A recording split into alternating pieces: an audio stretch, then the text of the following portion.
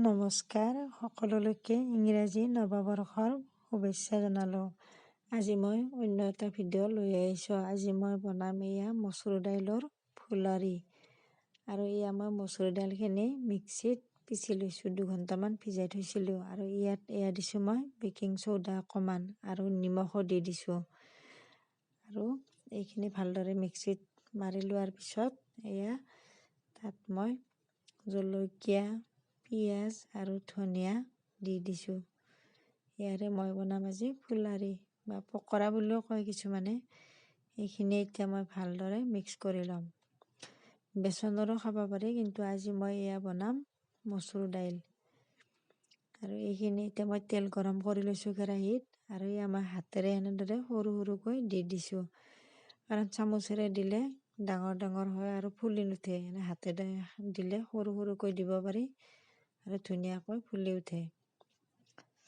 যিহেতু ঠাণ্ডা, সেয়েহে গৰম গৰম ফুলাৰি ঘৰতে বনাই খাই খুব ভাল লাগিব। বেচনৰো খাব পাৰি, কিন্তু আজি মই বনালোঁ এয়া মচুৰ দাইলৰ। খাই চাবচোন কেনে পায়।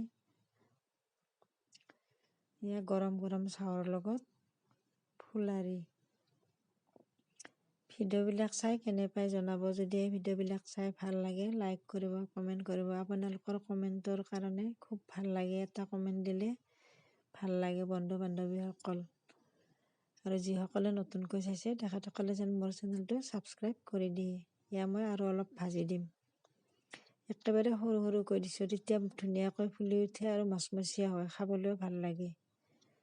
মই আৰু কেইটামান বনাই লৈছোঁ,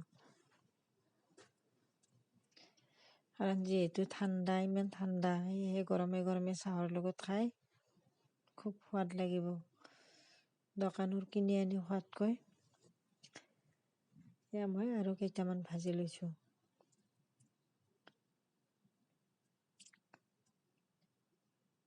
এইখিনি ভালদৰে মচমচীয়াকৈ ৰঙচুৱা হোৱালৈকে জুইখিনি অকণমান কমাই দি থৈ দিছোঁ, নহ'লে তৎক্ষণাত ৰঙচুৱা হৈ যায়।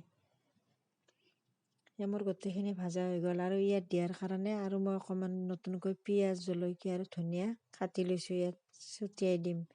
কাৰণ এনেই মই দিছোঁৱেই, আৰু এইখিনি ওপৰত এনেদৰে দি দিলে খুব ভাল লাগে খাই। সেইখিনি ওপৰত আৰু এনেদৰে ছটিয়াই দিম। ভিডিঅ'টো শেষলৈকে চোৱাৰ বাবে ধন্যবাদ।